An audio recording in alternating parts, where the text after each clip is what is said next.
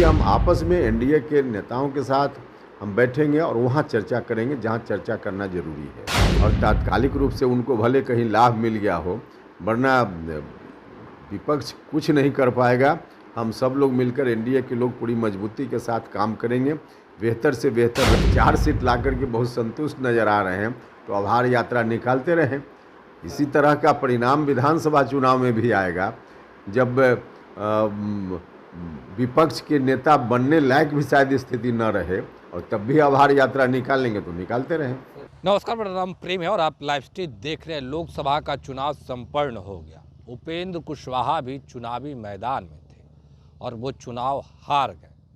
अब उपेंद्र कुशवाहा अपने पार्टी के तमाम नेताओं को पटना बुला लिए हैं, उनके साथ बड़ी बैठक कर रहे थे और ये फीडबैक ले रहे थे कि आखिर ये चूक कैसे हो गई।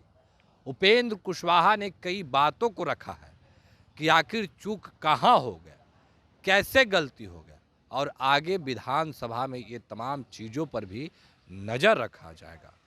देखिए, तेजस्वी यादव अब बिहार में आभार यात्रा करने जा रहे हैं, लोगों के बीच जाएंगे और 4 सीट जो जीत दर्ज मिली है उसको लेकर आभार प्रकट करेंगे। उतना ही नहीं, कुशवाहा कार्ड खेले हैं विपक्ष के नेता, उसको लेकर भी उपेंद्र कुशवाहा का किस तरीके से बयान सामने आया वो भी हम आपको सुनवाने जा रहे हैं। क्या कुछ कर रहे हैं उपेंद्र कुशवाहा, पहले आप वो सुने। हाँ, शाहाबाद और मगध का कुछ इलाका जहाँ अंतिम चरण में मतदान हुआ है, वहाँ एनडीए के पक्ष में अनुकूल जो अपेक्षा थी उसके हिसाब से परिणाम नहीं आया। इसलिए हमने खास करके उन इलाके के लोगों को आज बुलाया था और वहाँ सब लोगों के साथ समीक्षा हमने की है, और इसके बाद फिर पूरे बिहार के लोगों को बुलाएंगे और बिहार भर की समीक्षा होगी। लेकिन जहाँ की समीक्षा हुई है, आज आए थे सब जगह के लोग और मिल बैठ कर के हम लोगों ने देखा है कि क्या कारण हुआ जिसके चलते इस तरह का परिणाम आया। तो जो कुछ भी समीक्षा के उपरांत निष्कर्ष के रूप में हम लोगों ने देखा है, एनडीए में बैठ करके उन चीज़ों की चर्चा हम करेंगे ताकि आगे की रणनीति इन चीज़ों पर ध्यान देते हुए बेहतर से बेहतर हम बना पाएँ। लेकिन ये कहा जा रहा है कि काराकाट के कारण अंतिम जो 8 सीटों का चुनाव हुए उसमें बहुत नुकसान हुआ एनडीए को। नुकसान तो इस इलाके में हुआ ही है, इसमें कहाँ कोई दो राय है। एनडीए का नुकसान सबसे ज़्यादा उसी इलाके में हुआ है।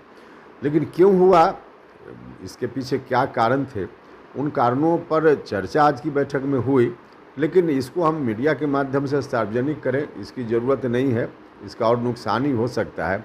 इसलिए हम आपस में एनडीए के नेताओं के साथ हम बैठेंगे और वहाँ चर्चा करेंगे जहाँ चर्चा करना जरूरी है। लेकिन जिस तरह से देखा जाए कि 24 में जो चुनाव हुआ उसमें इंडिया कोऑर्डिनेशन नहीं देखने को मिला, तो आने वाले विधानसभा में देखने को मिलेगा इस तरह से एनडीए में? नहीं, बेहतर से बेहतर कोऑर्डिनेशन हो, हर तरह से इसकी आवश्यकता तो है ही। तो आगे हम सब लोग मिलकर इस काम को करेंगे। उपेंद्र कुशवाहा नाराजगी नहीं है एनडीए से कुछ भी? नहीं, नाराजगी का कहाँ पे, नहीं, नाराजगी की बात कहीं से न थी न अब है, इसलिए नाराजगी का कहाँ सवाल है। क्यों नाराजगी होगी? जो कुछ भी परिणाम हुआ है उसके पीछे क्या कारण रहे हैं, समीक्षा के उपरांत जैसा कि हम बता रहे हैं आपको बार बार कि इन कारणों पर हम चर्चा करेंगे, लेकिन मीडिया के माध्यम से नहीं करेंगे।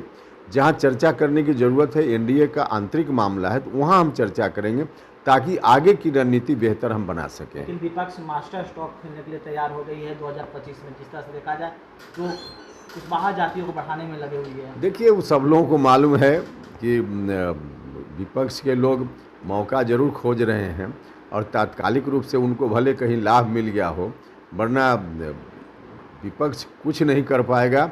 हम सब लोग मिलकर एनडीए के लोग पूरी मजबूती के साथ काम करेंगे, बेहतर से बेहतर। सवाल लेंगे सर, आरक्षण का जिस तरह से दायरा बढ़ाया गया था बयान में, अब हाई कोर्ट उसमें स्टे लगा दी है, तो इसमें कर रहे हैं विपक्ष की हम लोग जान रहे थे कि ऐसा होने वाला है क्योंकि अपनी बात नहीं रख पाए थे। नहीं, विपक्ष के लोग जो कुछ भी कहें, कोर्ट का फैसला हुआ है। निश्चित रूप से हमने भी कहा है हाई कोर्ट का फैसला दुर्भाग्यपूर्ण है और सरकार को आगे अपील में जाना चाहिए। एक और सवाल है सर, तेजस्वी यादव आभार यात्रा निकाले 15 अगस्त से पूरे बिहार में, क्योंकि 0 से 4 सीट लाए हैं, उसको लेकर आभार यात्रा निकाल रहे हैं। निकालते रहें आभार यात्रा, उससे क्या फ़र्क पड़ता है।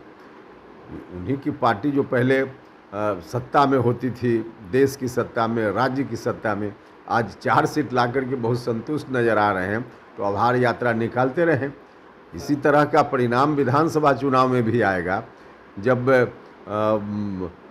विपक्ष के नेता बनने लायक भी शायद स्थिति न रहे, और तब भी आभार यात्रा निकालेंगे तो निकालते रहें। सर, न्यूज़ पेपर लीक हुआ, इसको लेकर कहीं ना कहीं जो एनडीए की सरकार है, केंद्र सरकार और बिहार सरकार पर गंभीर आरोप लगा रहे हैं, कह रहे हैं कि जांच नहीं करवाना चाहते। एनडीए का अध्यक्ष भी चेंज कर देते हैं। देखो, वो तो एक अलग विषय है। अध्यक्ष, देखिए, हमारा यह कहना है इस मामले में कि भारत के शिक्षा मंत्री जी देख रहे हैं इन चीज़ों को, अलग अलग राज्यों में जहाँ जहाँ जांच चल रही है तो उस पर अलग अलग एजेंसी देख रही है, और कुल मिला कर जो भी उचित निर्णय होगा भारत की सरकार लेगी।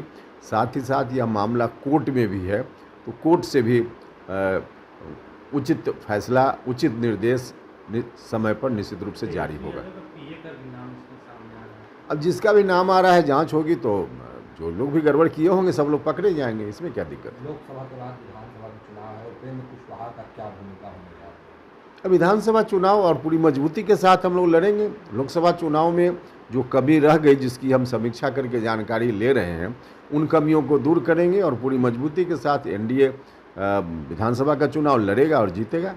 तो अभी अब तमाम मुद्दे को लेकर उपेंद्र कुशवाहा को सुन रहे थे। अभय कुशवाहा को आरजेडी ने संसदीय दल का नेता चुना है, पर उपेंद्र कुशवाहा का कहना है कि क्षणिक सुख मिली है।